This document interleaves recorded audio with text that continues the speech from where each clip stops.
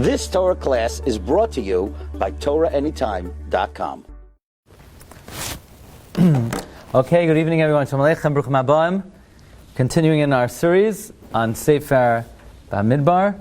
This Shiur on Sefer Bamidbar, sponsored by our dear friend Rabbi Isaac Yasilovsky, Leilei Nishmas, his father Reb Shabsi, ben Rabbi Yitzchak Isaac, Neshama Shavan Aliyah, B'yomei Yosef for Sol Mishpacha, and from our good friend Dr. Zakheim and family, Leilei Nishmas, Reb Shlomo Eliezer ben Harav Yaakov, Neshama Shavan Aliyah, B'yomei Yosef for the Hom Mishpacha, Ad Bias Gal Tzedek.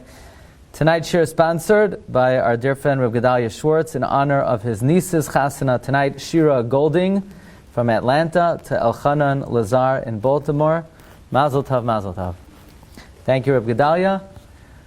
Okay, so we have a few commercials to make. Number one, Baruch Hashem, the new book on Tisha B'Av and the 3 weeks just was released yesterday, and Art Scroll's very fast. They had them in the stores even before my copy got to my house. So that's pretty good. I got pictures that the book was ready in Passaic next to their warehouse, and I was still waiting for my copy, you know. So that means they're doing a good job. And it's available after the shir tonight.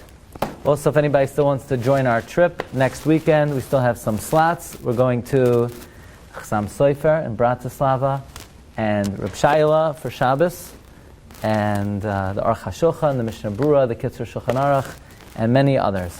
Okay, Parshas Balak. This is a very interesting question. This question comes from a sefer we've never featured before. The name of the sefer is Birchas Avram, of Rabbi Avram Shapiro of Kovna. And he says out of the 53 Parshas in the Torah, 5 Parshas are named after a person. So you have Parshas Noach, Parshas Yisroi, Parshas Korach, Parshas Balak, and Parshas Pinchas. 4 out of the 5 you can make a case for. One of them seems to be inexplicable. Noach. I mean, Noach's a good guy. Noach is tzaddik.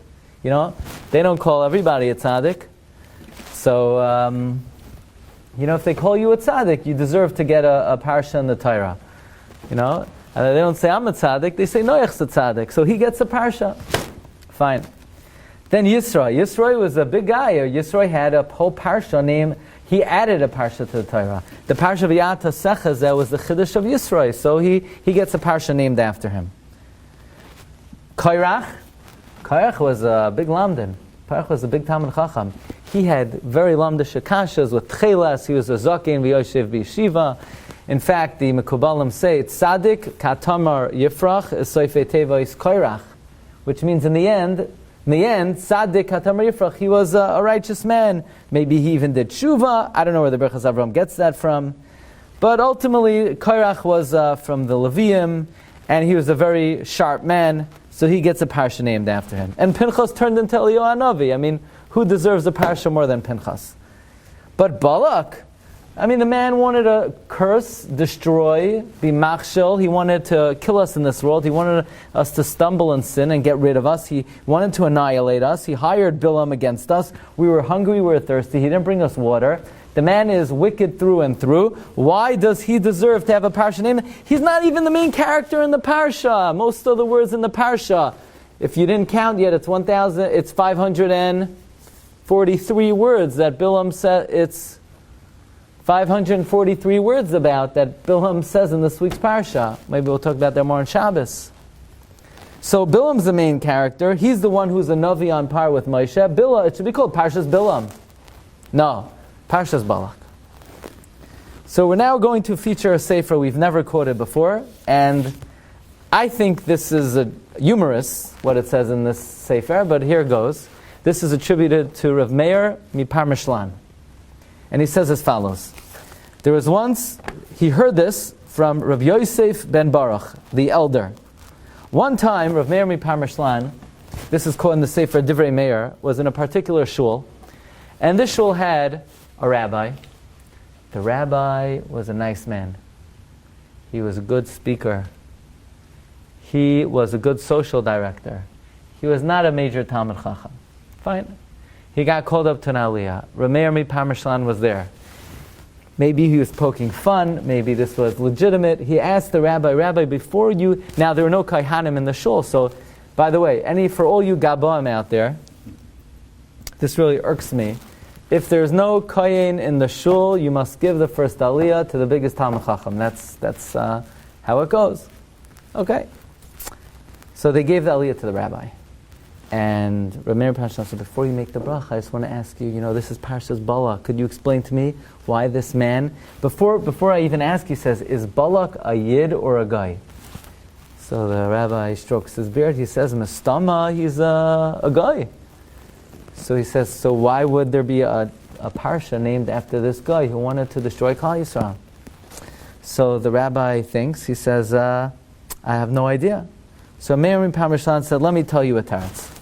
One time I was traveling with some of my friends, and we were walking through the forest. Back in the day, they were always walking through the forest. And whenever they were walking through the forest, it always rained. And whenever it rained very hard. And it was freezing, and they were going to die from the cold and the rain. They didn't know what to do. If they went a little longer, they would have expired. And suddenly, a guy comes running after them. Please come into my home. I'll give you a warm bed. I'll give you hot water. I'll give you a hot bath. So they follow the guy into the house, and he gives them hachnasas orchim like Avraham Avinu. So all these 5 rabbis, they're in the room, in the bedroom, and they're all arguing. Is this guy, is he an Erlich guy, or is he not an Erlich guy? So some of the rabbis said he's a very Erlich guy. He came out in the freezing cold. He brought us into his house. He's giving us hot water. He gives us chocolate mints. He's an Erlich guy. And Rameir Miparmershan says, no, he's not an Erlich guy. Now, Yiddish is not my first language, or my second, or my third. But Rameir Miparmershan said, this guy is an Oimer Lecher guy. Oimer Lecher guy, which means he's an Oisvarf. He's not an Erlich guy. So they're fighting. How do you know? He's a nice guy. He brought us into his house. He's giving us hospitality. Erlich. What is Erlich? Not Erlich. See, you learned something. I learned something today. Erlich guy. He's not an Erlich guy. Means not? Not. Okay. Brilliant. Okay, so they said they're going to go to their rabbi, and whatever the grand rabbi says, they're going to decide about the status of this guy based on the grand rabbi. So the grand rabbi turns to the rabbis, and he says, do you think he's a good guy? They say, he's a great guy. He's a mamish like Avraham Avinu. So he turns to Rameir, and he says, Rameir, nu, what do you say? I say, he's an Lecha guy. The Rebbe said, what's the raya? You have a raya from the Torah. He's an Lecha guy. He said, yeah. Rashi quotes in Parshas Vayishlach, when Esav came to greet Yaakov, Amar Reb Shimon Bar Yochai, halacha biyadua she'esav sonel Yaakov. It is a well-established halacha that Esav hates Yaakov. And therefore, this guy is an Omer Lecha guy, because he's not following the halacha. The halacha is, goyim have to hate us. Halacha biyadua she'esav sonel Yaakov. It's a fact of life. It's a reality of life that Akum are anti-Semites. It's a halacha. So this guy is not following the halacha, so he's not an Erlich guy, he's an Erlich guy. So the rabbi is about to get the aliyah, he's hearing this. He says, yeah, what does it have to do with Balak? So Meir Parmesan says, I don't understand. You have all these goyim, you have all these, liberal Democrats who they make believe they're friendly with Jews, but behind their back, they want to stab them, they want to connive them, These are not Erlich HaGoyim, because they're making believe like they like us. No! I have a question that Rabbi Parmesan says to this rabbi. What's Balak doing? Why did he start up with us? Why did he hire Bilam? Didn't he know the Torah says, Al Totzaras Moav? We weren't going to harm Moav. We weren't endangering Moav. So why does he try to annihilate us? You know why? Because he was following the halacha. Halacha biyadua she'esav sonel Yaakov. So Balak is an Erlich guy. And you can name a Parsha after an Erlich guy.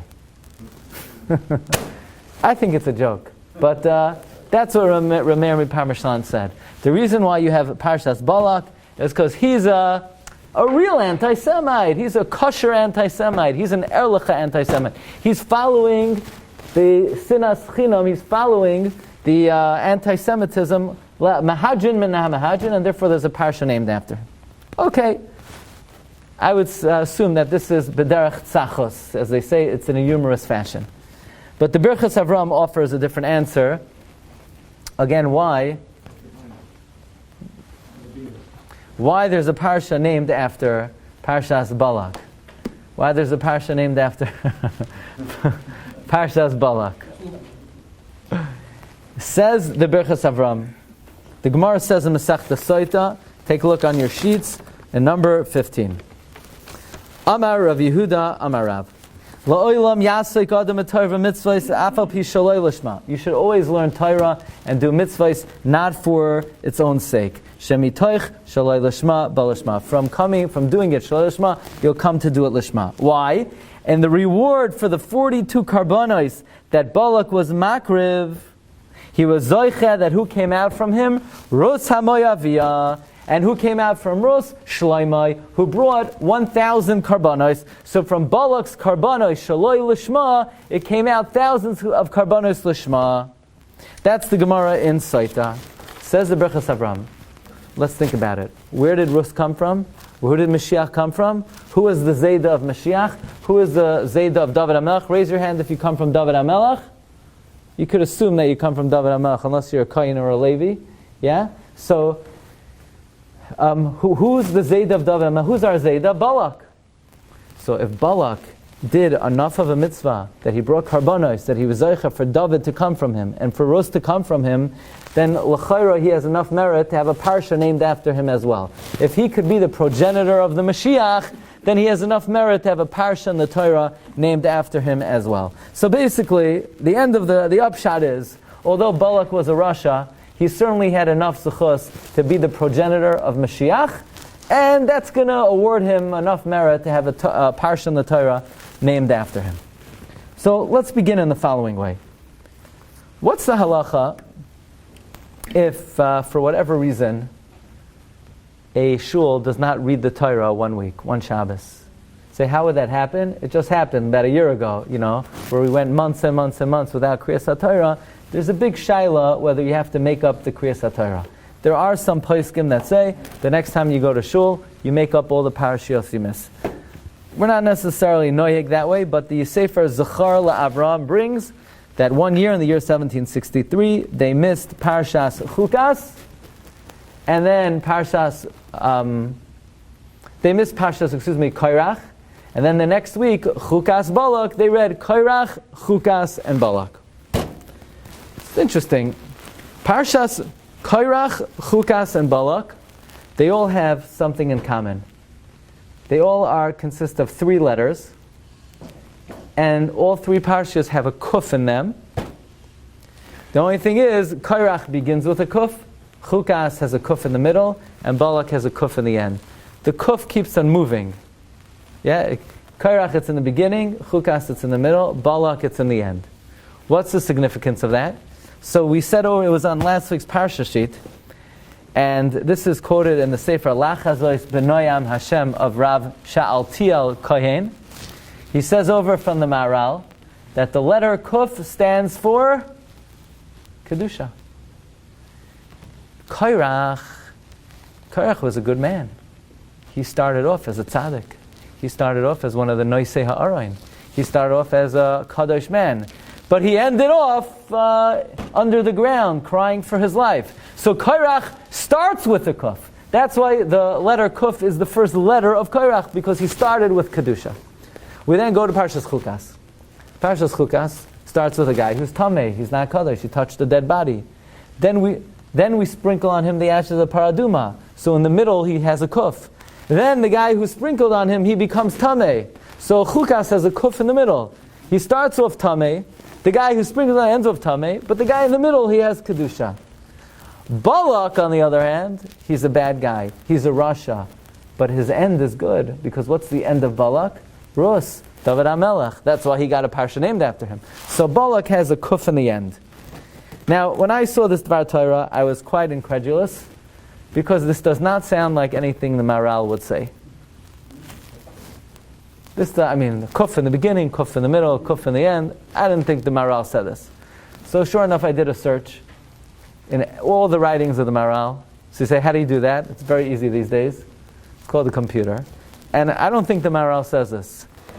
Although it's brought in many from Rabbi Avram Simcha Horowitz of Barnov, who is a master of Ramazim. This is right up his alley, and sure enough, he's the one who says it. So I believe that's where it comes from. Bottom line is, the upshot is, Parshas Balak ends in a kuf. The kuf is the final letter of Balak to indicate that he had kedusha in his end, namely Rus and David HaMelech. In fact, the Holy Sefer Ben La'ashri, you know about the Ben La'ashri, right? The tzaddik of Ranana, Rabbi Yitzchak HaKohen Huberman, who was a chavrusa of my great-grandfather in the city of Sachachav.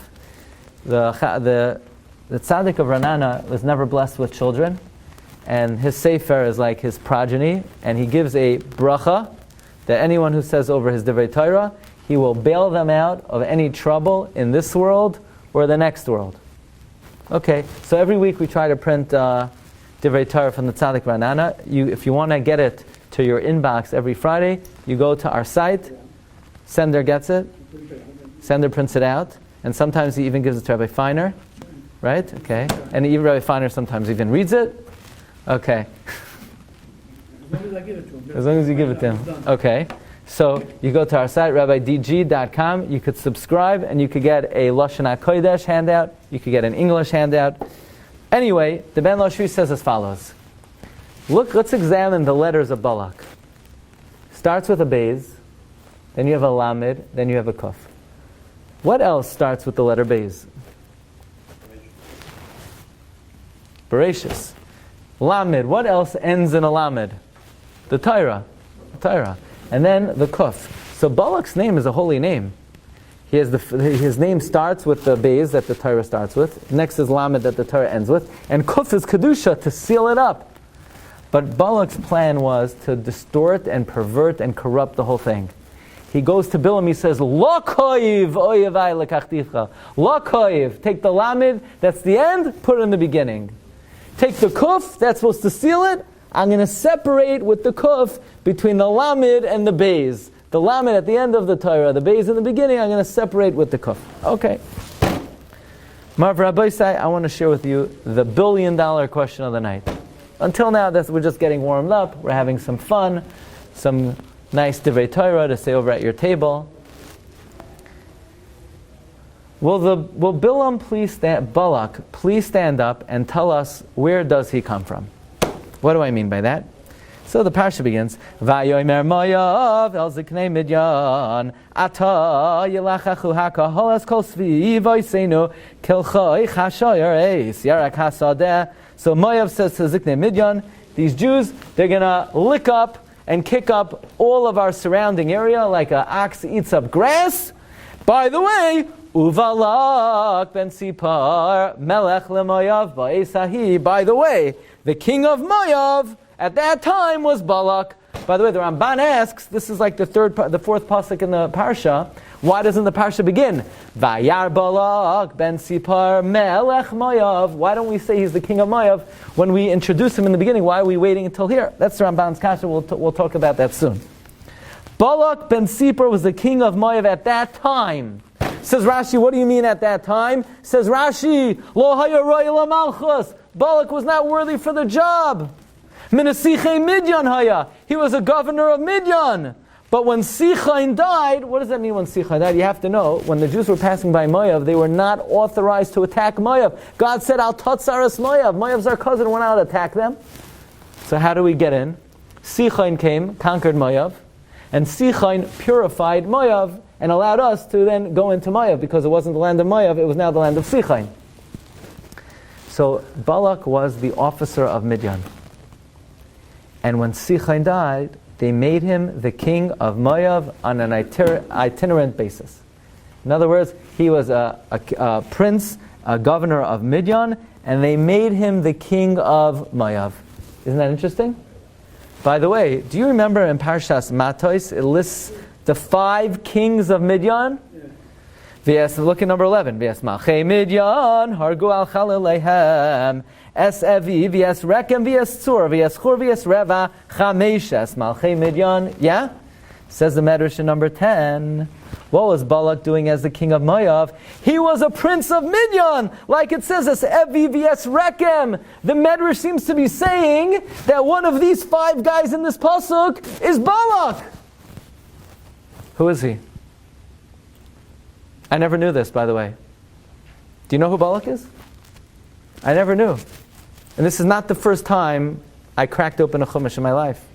I never knew who Balak was. And not only that, I never met someone who knew who Balak was. Which one of these 5 guys is Balak? Is he Evi? Is he Rechem? Is he Tzur? Is he Chur? Is he Reva? Says the Manas Kahuna, he's Tzur. My goodness, he's Tzur? I know who Tzur is. Who was the father of the woman who was Mezaneh with Zimri? Cosbi Bas Tzur. And she was a princess. Who was her daddy? Balak. Raise your hand if you knew that. I didn't know that. Not only that, I never met anyone who knew that. Cosbi's father was Tzur. Now, last year we learned, do you remember this from the Spinka Rebbe, the Imre Yosef, who the Gemara says, how many acts of relations did Zimri live with Cosbi that evening? 424 Begematria Mashiach ben David, because he thought she was the girl who Mashiach would come from. Why did he think that? She was from Midian. Not only that, her father was Balak. Now we're learning Balak was from Midian. So Balak was from Midian, and Cosbi Basur was from Midian. And why was he called Sur? You know, the pasuk says, "Ki tsoirurim heim lachem." That's a reference to the fact that they came from Sur Balak. So now we come to an amazing question. You never heard such a good question, at least today. This is the question of the Maharit in Masechta Kedushin. You ready for this question? The Maharit was written by Rabbi Yosef Mitrani. Rabbi Yosef Mitrani was the son of Rabbi Moshe Mitrani. Rabbi Moshe Mitrani was a contemporary of the Arizal. And Rabbi Yosef Mitrani, when his mother was expecting him, the Ramak came, Rabbi Moshe Cordovero, and he said to her, this kid's name will be Yosef.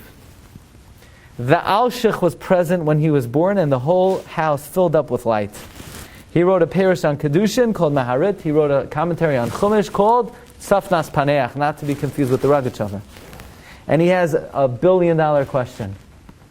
Could somebody please tell me, what's this whole big rash? Everyone's making a big deal. Could David marry into the Jewish people because his grandmother was Rus, and Rus was a Moabite? What? Rus was a Moabite? How is she a Moabite? The Gemara says, and we just saw, the Gemara says in Soita, that in the merit of all the karbanos that Balak brought, he merited to have Rus, from who came David. Well, if Rus came from Balak, then Rus is not a Moabite. She's from Midian. So what's this whole big thing? Could you marry a girl from Moav, Moavi B'Kal Hashem? No, Moavi V'loy Moavia. The whole thing is nonsense. She's not a Moabite. She's not a Moabit. She's not a Moabet. She doesn't come from Moav. She comes from Midian. And you're allowed to accept Gerim from Midian. King David, didn't come from Moav. He came from Midian. Because Balak was from the princes of Midian, and he became a temporary king of Moav. So what's this whole thing? Pliny Almoini says, no, I can't marry her because she's from Moav. She's not from Moav, she's from Midian. The whole story, this whole Rus business that they've been telling you your whole life. Could you marry her? Could you not marry her? Pliny Almoini was afraid. She's from Moav, but Boaz knew Moavi v'loy Moavi. She ain't from Moav. She's from Midian. David HaMelech was a Midiani.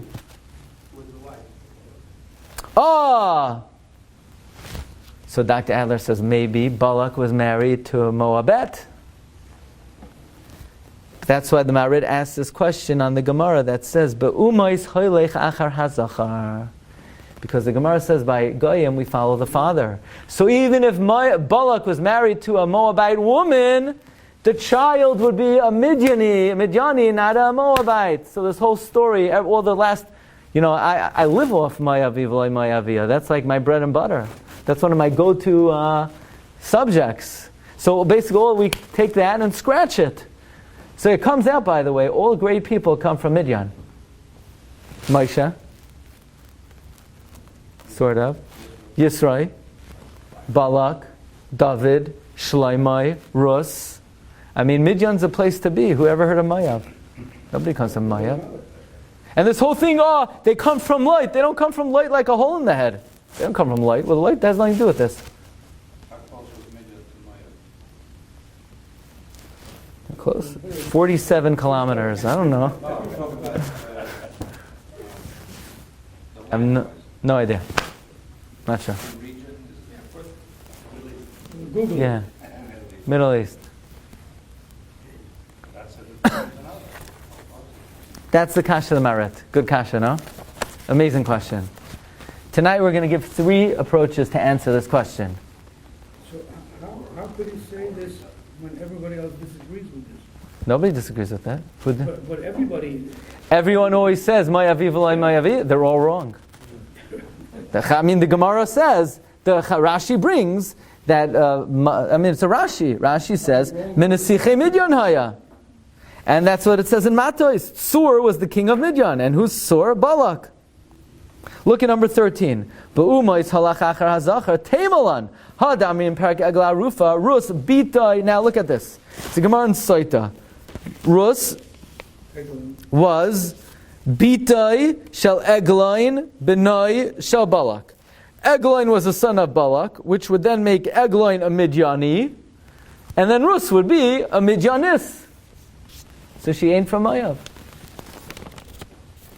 So, like the Gemara says, in the merit of the 42 karbanis that Balak brought, he was Zoicha, that David came from him and Rus came from him. But the question is, what's this whole business in Yevamis Daf Ayin Vav?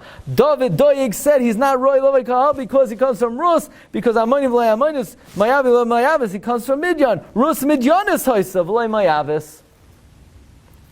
So the Marit gives 3 answers. The Marit says, was it always true, Lo Yavai Mayavi B'Kal Hashem? Was it always true? It wasn't always true. In the times of Yitzchak, he could marry a Moabite? No, it doesn't say that yet. It wasn't given yet. It was given because of a story. Who was the king of Moav at the time of that narrative? Balak. So when God said Moabites cannot marry into the Jewish people, he meant this Moabite nation. Now, who was the king of the Moabites then? Balak. But he came from Midyan, it doesn't matter. He was the king of this people, and God labeled this people with a prohibition that nobody from this people could marry into the Jewish people. That's the first answer of the Marit. Answer number 2. What's the reason why Moav cannot marry into the Jewish people? Because when the Jews were famished and hungry and thirsty, they didn't bring us food and water. The government did not sponsor refreshments when the Jews entered Moav. Now, who's the government? Well, Balak's the king. So that means more than anybody else, who's responsible for not feeding the Jewish people when we were traveling through? Balak. So if the people are stamped with a prohibition, it certainly applies to Balak. Number 3, the Torah says that why is Balak Asar? Why is Moav Asar? Because they hired Bilam to curse us. Yeah, and who paid Bilam to curse us? Balak. So the prohibition that applies to the people applied to Balak as well. Basically, friends, all these 3 answers are saying Balak was Midyani and Rus was Midyani. But even though they're from Midyan, they are still Asr.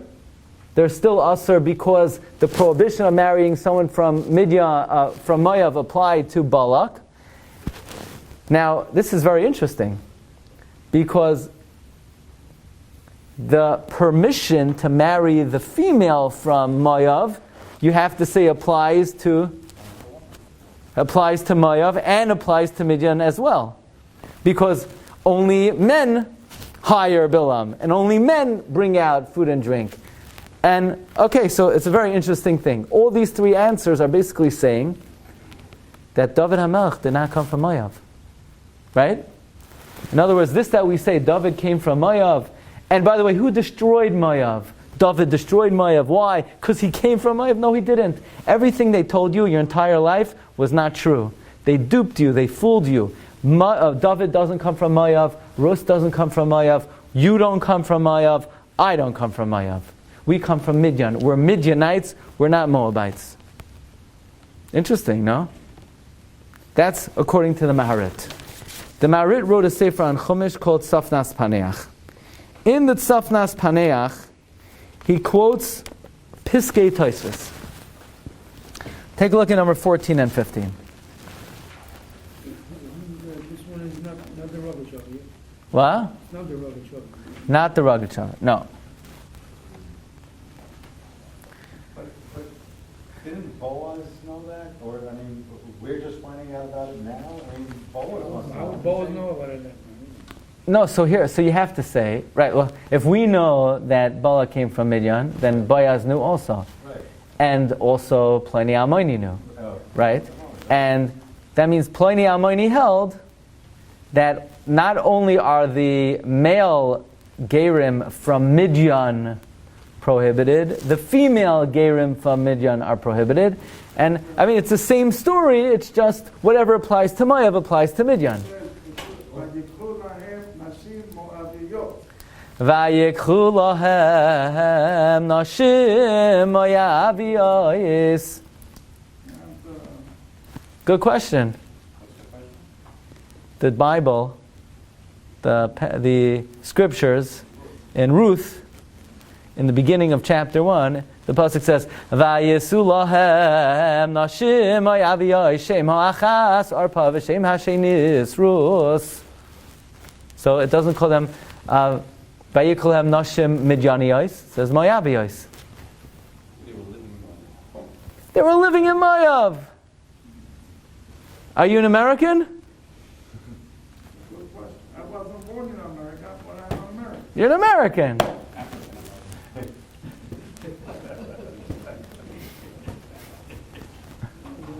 So they're Moabites. Yeah, that's a good answer.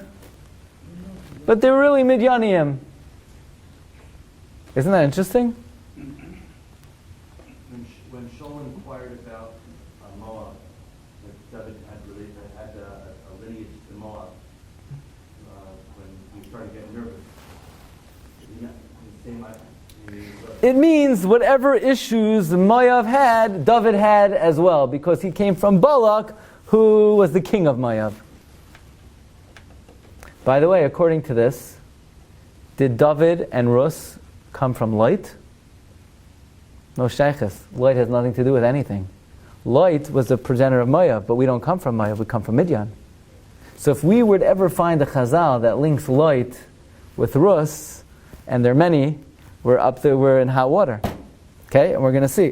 The truck I wrote, that pivotal time.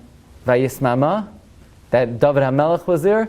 For example, the Medrash says on the words Unechaya me'avinu zara, that they, the Bnei Yisrael, were bringing the Melech HaMashiach. The whole thing, what do you mean bringing the Melech HaMashiach? What does the Mashiach got to do with light? Mashiach doesn't come from Moav, the Mashiach comes from Midian.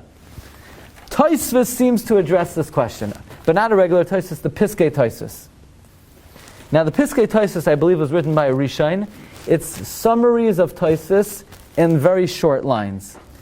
Look at the Gemara in number 15. The Gemara says, Rus bitoi shel Eglain benoi shel Moav. So Eglain was the son of Balak.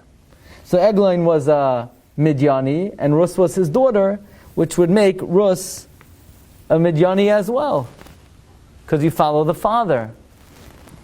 Comes Tosfos, the Gemara doesn't mean Bas benoi. Says Tosfos in Nun Vav, Balak haya min asichei Midian. Ubitoi nises lemoavi. He had a son-in-law who was a Moabite. The Rus bas bitoi shel Eglain, and Rus was the daughter of Eglain. So, like this, Balak had a son-in-law who was a Moabite, and Rus came not directly from Balak, Rus came from Balak's son-in-law. So Rus was a Moabite not from Balak. Balak was from Midian. Balak's son-in-law was from Moab, and Rus came from the son-in-law. So now it's beautiful. Rus comes from Moab, and Rus comes from light. Balak doesn't come from Moab. Balak comes from Midian. But the Gemara says, Bas Bas Benoi.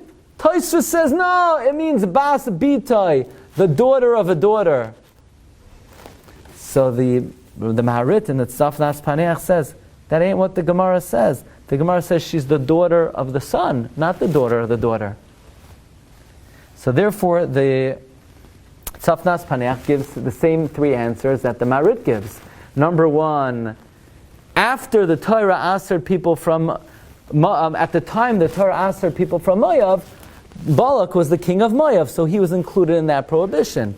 Or the Torah answered the people of Moav because they hired Bilam, and Balak was the one who hired Bilam. Or the Torah answered the people from Moav because they didn't feed us, and Balak didn't feed us. The only thing is, the Tzafnas Paneach asks that the Gemara says in Masechta Nazir, the last Maramakam on your sheet, or the second to last, number 22, the Gemara says that in the merit, so according to this, Rabbi, so according to the Tzafnas Paneach, if you say like Tosfos, then David and Shloimeh, they came from Lot. How? Because Rus was a Moabite. Why? Because her father was a Moabite. But because Balak's son-in-law was a Moabite. But if you say like the Tzafnas Paneach, then Balak was a Midyani, and Rus was a Midyani, and we don't come from Lot. So what in the world is the Gemara saying in Nazir? In the merit that the oldest daughter of Lot preceded the youngest daughter of Lot, the oldest daughter of Lot, Moav, had all the kings of Israel. So the Gemara says the kings of Israel came from Lot. But according to the Tzafnas Paneach, David doesn't come from Lot. David comes from Midian. Unless you say that two things. You could say that Tzafnas Paneach is right. Balak is a Midyani king. Even though he's a Midyani king, the Isser of Moav applies to him.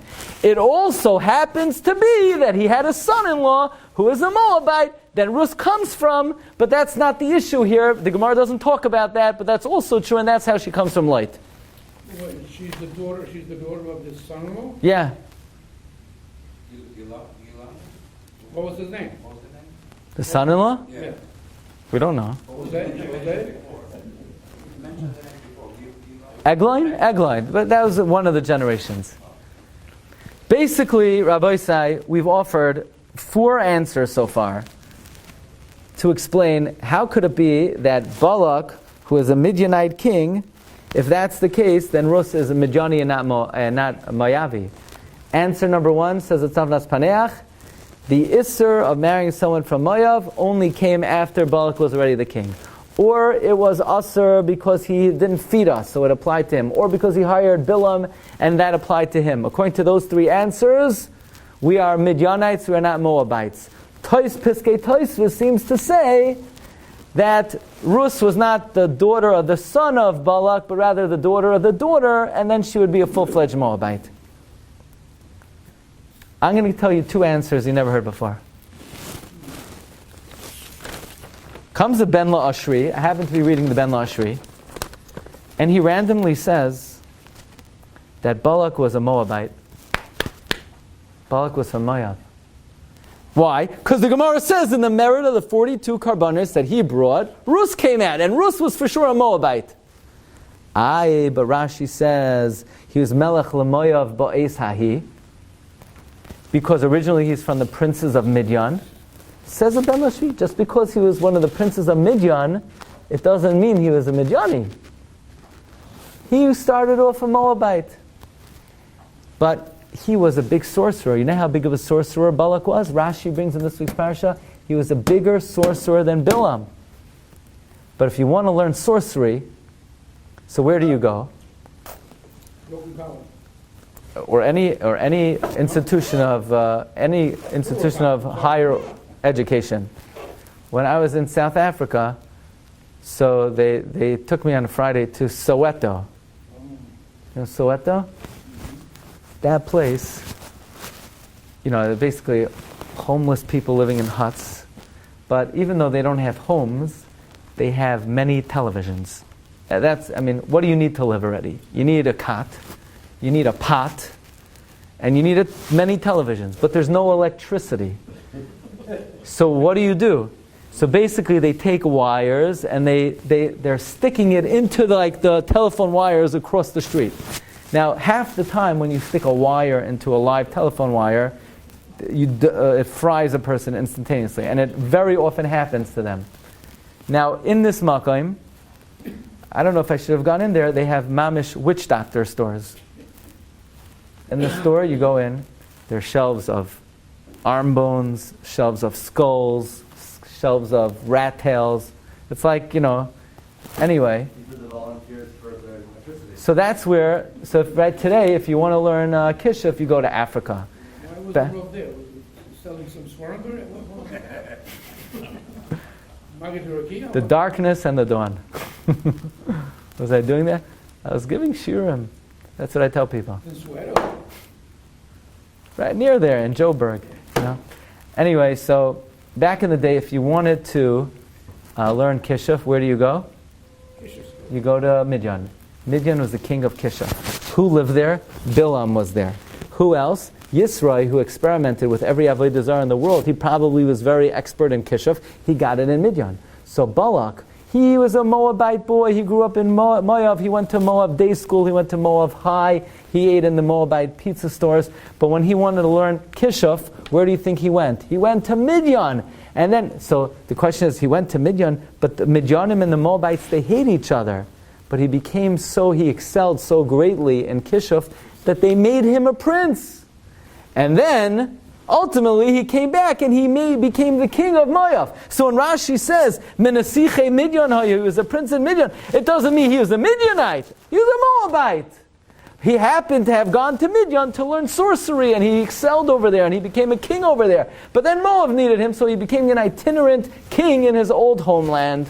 That's what the Ben Lashri just writes nonchalantly. I happen to find the Ramban says the same thing. So there are many pieces of the Ben Lashri that if Balak was a bigger sorcerer than Bilam, so let Balak knew sorcery better. So Rabbi is saying, but Bilam knew it's timing. It was timing. He was a Navi. He knew the Yoidea Das Elyon. So between the two of them, between his sorcery and his timing, by the way, the Ramban writes, remember we started off with the question that why doesn't the Torah introduce Balak in the beginning of the Parsha? Vayar Balak ben Sipar melech Moav. So the Ramban says, look, Balak was a well-known personality in Moab. Everybody knew who he was. He was a warrior. He was a mighty man. And they were very frightened with the Jewish people. So they did two things. Thing number one is they consulted with the Ziknei Midian. The Ziknei Midian said, this Moabite strongman, Balak, you should make him your king. The Ramban says explicitly, I want to show you inside, 1, 2, 3, 5 lines from the bottom, in number 21, Vayar Balak Shahaya Echad Misarei Moav. He was one of the officers of Moab. So the Ramban also seems to be saying, like the Ben La'ashri, that Balak was a Moabite, and according to that, there's no question. The Marit's question doesn't start. Balak was a Moabite, he was not a Midianite. Now I want to share something with you, which is so obvious, and nobody says this. Balak, I contend, was not a Moabite, and was not a Midianite. Does anybody know, what was Bilam? No, Bilam was a Midianite. No, he wasn't. Bilam Harami. He was from Aram, where his Zayda Lavan came from, Lavan Harami. And where does Balak come from? Take a look at this. Get a load of this. Look at number 18. That Balak sent a letter to Bilam, Eretz B'nai Amoy, to the land of his people, Shel Balak. Misham Haya. Balak came from there. And when he was together with Bilam there, where's there? Pesoira. Bilam would tell him, kid, you're going to be a king one day. Kid, you're going to be a king one day. Kid, you're going to be a king one day. And where is Pesoira? Look in the Targum Unclus. Ushalach is Gadin Levas Bilam Bar Ba'ar Lefsar Aram. Bilam was from Aram. Balak was from Aram. So nobody says this. I don't know why. Bilam and Balak were from Aram. They're Aramean. And then the Marit's question comes back. What's everybody making this big deal? Rus was a Moabite. The Maharit says, no, she was a Midianite. She ain't a Moabite. She ain't a Midianite. She's an Arami, like we are. Our Zayda Lavan came from Aram. And our other Zayda, Balak, came from Aram. We're Aramean. Otherwise, right, we're from Aram. That's why we love to learn Gemara. We learn Aramaic. Isn't that interesting? So you can't say like the Ben La'ashri and the Ramban that he was a Moabite, but he didn't come from there. You have to go back and say like the Marit, that at the time of the Gezerah he was the king of Moab. The only question is if he was from Aram and then he became the king of Moab, then he doesn't come from Lot. Do we know for sure that David HaMelech comes from Lot? We certainly have many proofs to that. But one is the Balaturim in this week's Parsha. You should have it on your sheet. The last Maramakim, in number 23, the Balaturim says that when Balak told Bilam to curse, Bilam said, I'm from Aram.